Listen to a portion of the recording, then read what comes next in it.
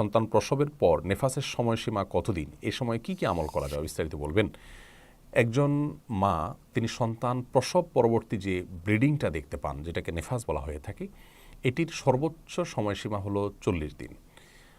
40 দিন এর পর যদি ব্লাড দেখাও যায়, তারপরও তিনি স্বাভাবিক অবস্থায় যে ইবাদতবন্দি করতেন সেগুলো তিনি করবেন, সালাত সিয়াম সব কিছু তাই করতে হবে। আর সর্বনিম্ন সময় সেটা 20 দিন 30 দিনও হতে পারে, 35 দিনও হতে পারে, বা তার কম বেশও হতে পারে।